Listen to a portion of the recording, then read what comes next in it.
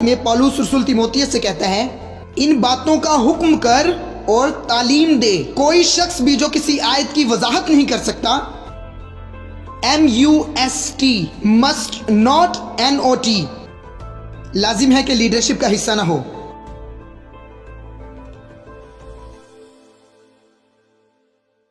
پہلا تیموتھیوس 3:2 بس بشپ یعنی نگہبان تعلیم دینے کے لائق ہونا چاہیے. سکھانے کے لیے سیکھتے ہیں اور سکھاتے ہیں اور یہ دائرہ چلتا رہتا ہے. کلیسیا کی لیڈرشپ میں اور کسی یونیورسٹی کی لیڈرشپ میں فرق ہے. یہ ایک جیسی نہیں ہے. تو اگر آپ ہارورڈ یونیورسٹی میں جا کر لیڈرشپ کے بارے میں سیکھ کر آتے ہیں لیکن صحیح تعلیم نہیں دے سکتے تو آپ چرچ ممبر کی طرح بیٹھیں گے. اپنی ان پروفیسرز والی ڈگری کے ساتھ چرچ ممبر کی طرح بیٹھیں گے.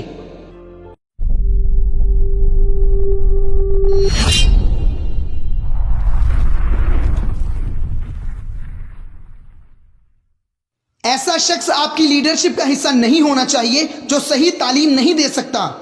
ایسا کوئی بھی شخص جو آپ کی لیڈرشپ ٹیم کے لیے بہتر نہیں ہے، جو بائبلی حوالوں کی صحیح سے تفسیر نہیں کر سکتا، وہ بہتر نہیں ہے. وہ بہتر نہیں ہے. وہ بہتر نہیں ہے. اور اگر وقت رہتے آپ نے اس کے بارے میں کچھ کیا نہیں تو آپ کی خدمت کے لیے نقصان دہ ہوگا. ایسا کوئی بھی میں تصور نہیں کر سکتا آپ کی لیڈرشپ میں ایسا لیڈر جو جوش کے ساتھ بائبل سٹڈی کے لیے نہیں آتا. وہ کن کا لیڈر ہے؟ گائے اور بکری کا؟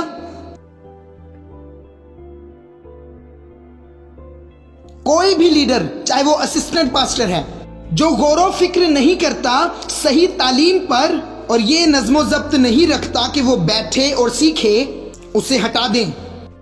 لیڈرشپ سے ہٹا دیں. چاہے وہ چرچ میں سب سے زیادہ ہدیہ دیتا ہے، ہٹا دیں اسے اور جانے دیں پیسے کے ساتھ اسے. آپ کے لیے اس کی جان اس کی جیب سے زیادہ قیمتی ہونی چاہیے. ہٹا دیں ایسوں کو اپنی لیڈرشپ سے. یہ لیڈرشپ کے بنیادی اصولوں میں سے ایک اصول ہے.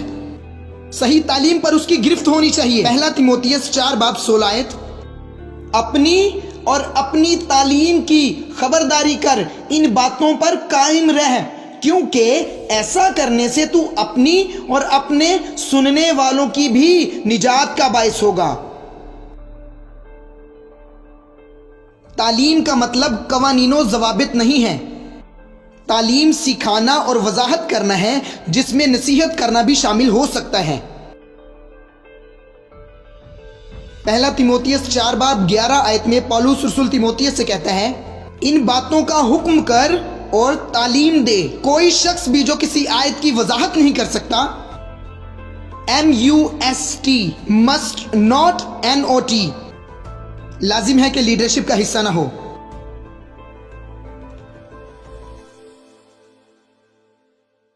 پہلا تیموتھیوس 3:2 بس بشپ یعنی نگہبان تعلیم دینے کے لائق ہونا چاہیے.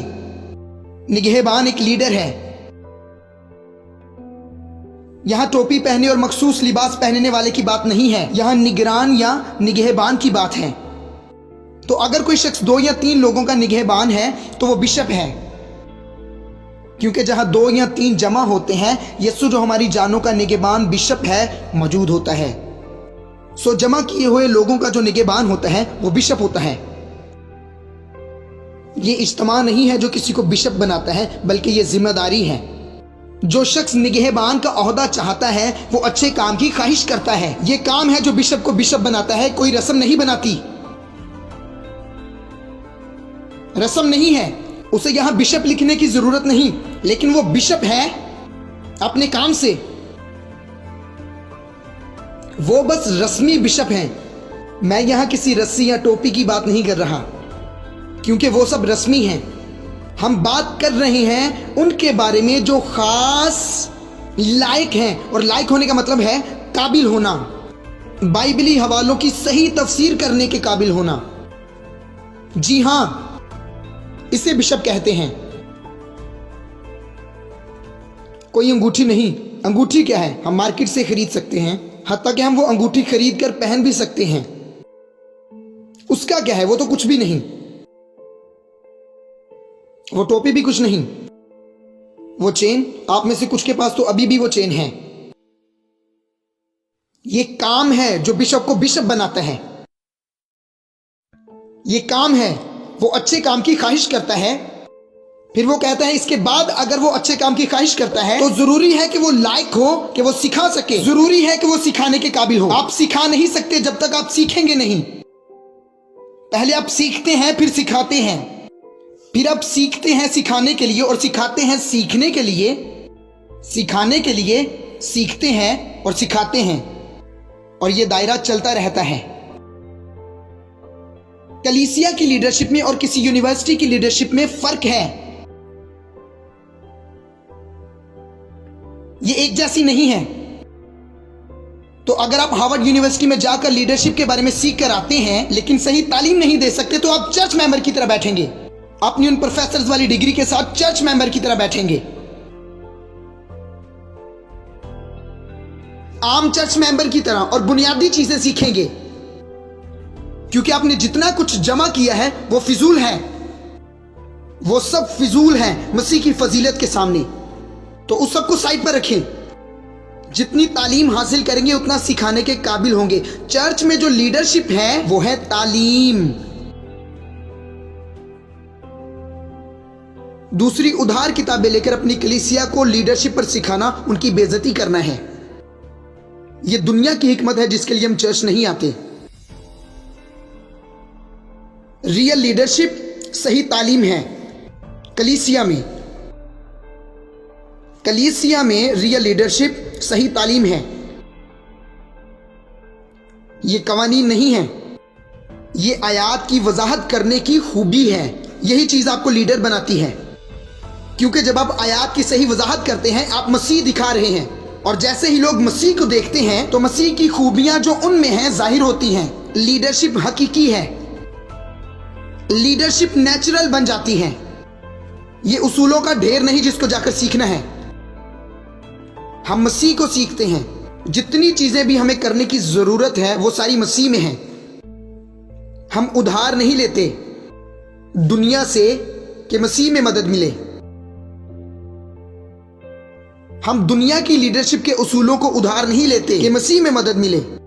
हम दुनियावी तदबीरें उधार नहीं लेते कि मसीह में मदद मिले। मसीह खुद ही सब चीजों के लिए काफी है, वो काफी है। हमारी जो लियाकत है खुदा की तरफ से है, जिसने हमको नए अहद के खादिम होने के लायक भी किया। लफ्जों के खादिम नहीं, क्योंकि लफ्ज तो मार डालते हैं, मगर ये रूह है जो जिंदा करती है।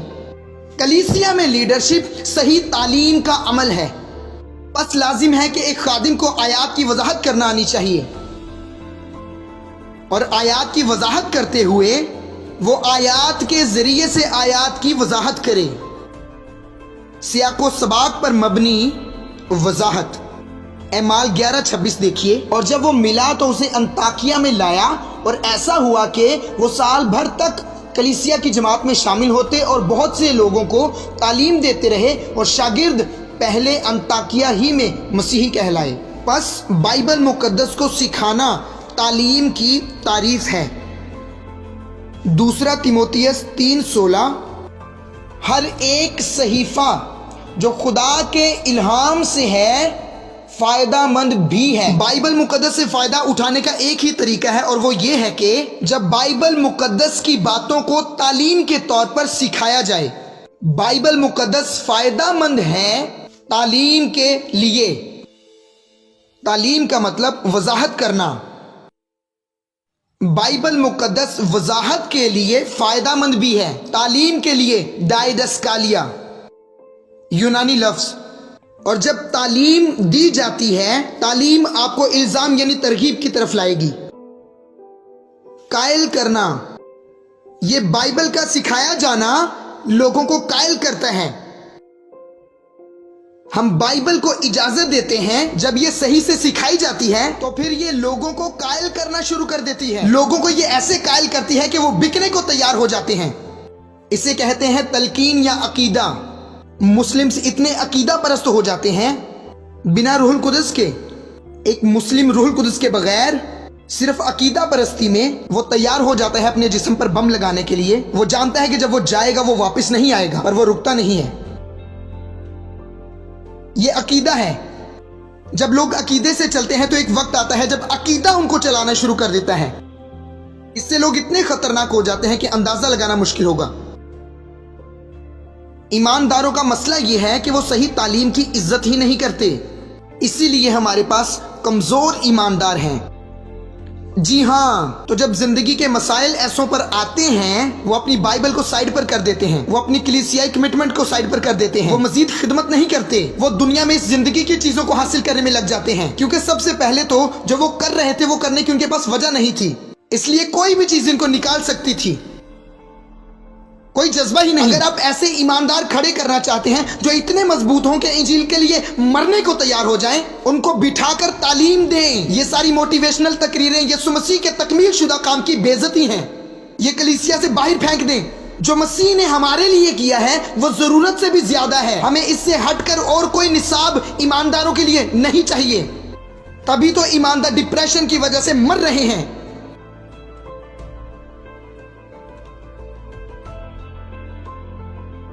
ایسا کیسے کہ آپ کے پاس وہ ہے جو ساری دنیا کو بدل سکتی ہے، اور آپ دنیا میں کوئی ایسی چیز ڈھونڈ رہے ہیں جو دنیا میں کوئی تبدیلی نہیں لا سکتی.